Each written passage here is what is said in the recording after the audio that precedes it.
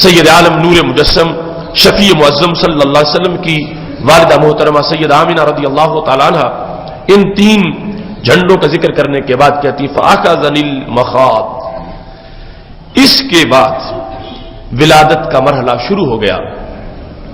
فَوَضَعْتُ مُحَمَّدًا صلی اللہ علیہ وسلم، تو میں نے حضرت محمد مصطفیٰ صلی اللہ علیہ وسلم کو جنم دیا. فَنَظَرْتُ إِلَيْهِ، تو میرے بیٹے پر جب پہلی نگاہ میری پڑی، سید آمینہ رضی اللہ تعالی عنہا وہ خوش قسمت خاتون ہیں کہ وہ محبوب جن کو دیکھنے کے لیے ساری کائنات تڑپتی ہے، ان پر پہلی نگاہ جس کی پڑی ہے وہ سید آمینہ رضی اللہ تعالی عنہ. کہتی ہے فَنَظَرْتُ إِلَيْهِ، میں نے دیکھا فَإِذَا هُوَ سَاجِدٌ، میرا بیٹا سجدہ کر رہا تھا. سید عالم نور مجسم شفیع معظم صلی اللہ علیہ وسلم ولادت کے بعد سجدہ میں تھے، اور محققین کہتے ہیں کہ سجدہ سے مراد یہ نہیں کہ معمولی حالت کوئی جھکاؤ کی تھی، کہتے ہیں پورا جس طرح سجدہ کیا جاتا ہے سید عالم نور مجسم شفیع معظم صلی اللہ علیہ وسلم اس طرح مکمل سجدہ فرما رہے تھے اور دنیا کو بتا رہے تھے کہ میرا کائنات میں ظہور، اس کا کام ہی کائنات سے شرک مٹانا ہے اور اللہ کو سجدے کروانا ہے. پاک محبوب علیہ الصلوۃ والسلام نے سجدہ کیا. سید آمینہ رضی اللہ تعالی عنہ اس کی گواہی دیتی ہیں، اور اس کے بعد وہ کہتی ہے قد رفع اصبعیہ الی السماء، نبی علیہ الصلوۃ والسلام نے اپنی 2 انگلیاں آسمانوں کی طرف اٹھائیں، اور صورتحال کیسی تھی؟ کل متضرع المبتہل، جس طرح کوئی بڑی عاجزی سے دعا مانگ رہا ہو. ثم رأیت سحابۃ بیضاء، اس سے اگلا لمحہ جب آیا تو حضرت سید آمینہ رضی اللہ تعالی عنہ کہتی ہے میں نے ایک بادل دیکھا جو سفید رنگ کا تھا. سحابۃ بیضاء قد اقبلت من السماء، جو آسمان سے آیا ہے. حتی غاشیت ہو، یہاں تک کہ اس بادل نے رخ میرے حجرے کا کیا. آسمان سے چلا ہے سفید بادل، میرے حجرے تک پہنچا ہے، اور حجرے میں پہنچنے کے بعد غاشیت ہو، اس نے میرے لخت جگر کو ڈھانپ لیا ہے. سید عالم نور مجسم شفیع معظم صلی اللہ علیہ وسلم کو جس وقت بادل نے ڈھانپا تو سید آمنہ کہتی ہیں چند لمحے گزرے ہی تھے، غیبت انی، میرا لخت جگر مجھ سے جدا ہو گیا. یعنی اس بادل نے رسول اللہ صلی اللہ علیہ وسلم کو وہاں سے غائب کر دیا. میرے حجرے سے وہ بادل، یعنی وہ فرشتوں کا جھرمٹ تھا، انہوں نے رسول اللہ صلی اللہ علیہ وسلم کو وصول کیا اور سید آمنہ رضی اللہ تعالی عنہا کے حجرے سے اٹھا کر نبی اکرم نور مجسم شفیع معظم صلی اللہ علیہ وسلم کو ان مقامات کی طرف لے گئے جہاں پر لے جانے کا رب نے حکم فرمایا تھا. کس انداز کی ولادت ہے اور کس انداز کی جلوہ گری ہے. سیدہ آمنہ رضی اللہ تعالی عنہا کہتی ہیں جب میری آنکھوں سے میرا لخت جگر غائب ہو گیا تو سمعت منادیا، میں نے ایک منادی کی آواز سنی. ینادی، جو آواز دے رہا تھا طوفوا بہ مشارق الارض ومغاربہا، اس تاجدار کائنات کو پہلے دن ہی اپنی سلطنت دکھا دو.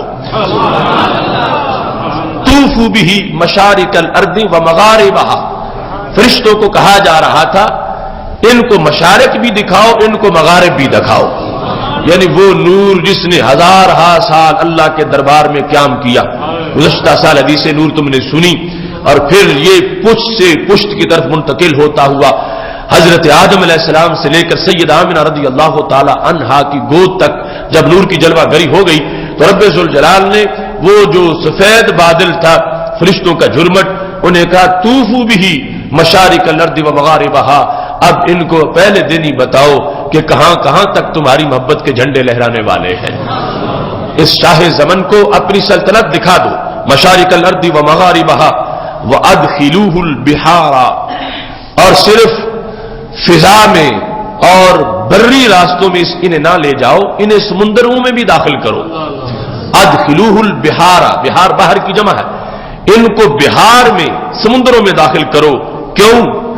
لیعرفوہ باسمہ، اب یہ غرض ہے کہ مشرق تک کیوں لے جاؤ، مغرب تک کیوں لے جاؤ، ساری زمین کی سیر کیوں کراؤ، ساری فضاؤں کی سیر کیوں کراؤ، سارے سمندروں کی سیر کیوں کراؤ؟ اور اس لیے تاکہ مخلوق کو پتہ چل جائے کہ ہمارے محبوب آ گئے ہیں، لِیَعْرِفُوهُ، تاکہ وہ پہچانے کہ جن کا انتظار تھا وہ آ گئے ہیں، بِاسْمِهِ، ان کا نام بھی پہچان لیں، وَنَعْتِهِ، ان کی نعت بھی جان لیں، وَصُورَتِهِ، ان کا دیدار بھی کر لیں۔ تو رب ذوالجلال نے فرشتوں کو وَيَعْلَمُونَ أَنَّهُ سُمِّيَ فِيهَا، پتہ چل جائے کہ ان کے مختلف علاقوں میں مختلف نام ہیں، سمندروں میں ان کا نام ماہی ہے، تاکہ انہیں پتا چلے کہ ماہی آگے ہیں۔ ایک پنجابی اردو کا لفظ ماہی ہے جو جس میں ہے لاہوری ہوتی ہے، یہ ہے ماہی جس میں دوسری ہا ہے، ہا خا۔ تو وہ پنجابی والا ماہی وہ محبوب کے معنی میں ہوتا ہے، اردو والا فارسی میں اسی ماہی کو وہ لفظ مچھلی پہ بولا جاتا ہے، مگر یہ لفظ ہے عربی کا ماہی جس کا معنی ہوتا ہے ہر داغ مٹانے والا۔ تو پتہ چل جائے سمندر والوں کو کہ ماہی آ گئے ہیں، محا یمحو، یمحو جس کا معنی ہوتا ہے مٹا دینا۔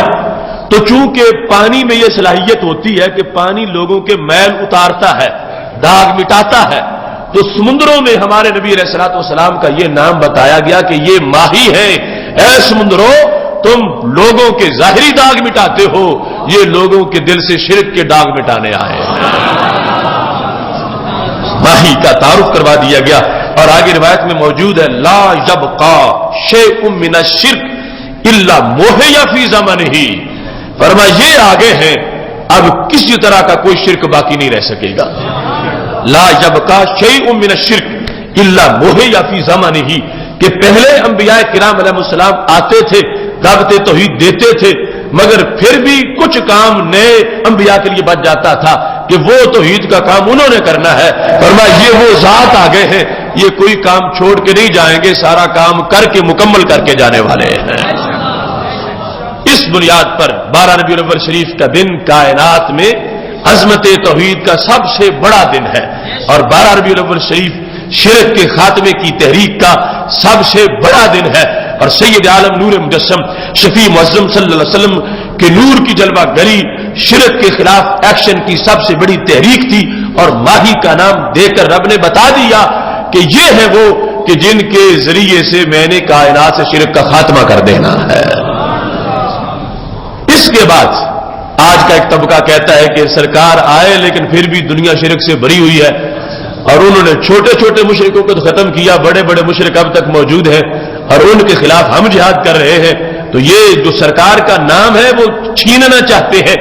اللہ نے محبوب علیہ السلام کا نام ماہی رکھا ہے، آپ جہاں بھی اسماء نبی علیہ السلام پڑھیں گے وہ ماہی والا نام موجود ہوگا، تو ماہی کا معنی ہے شرک مٹانے والا۔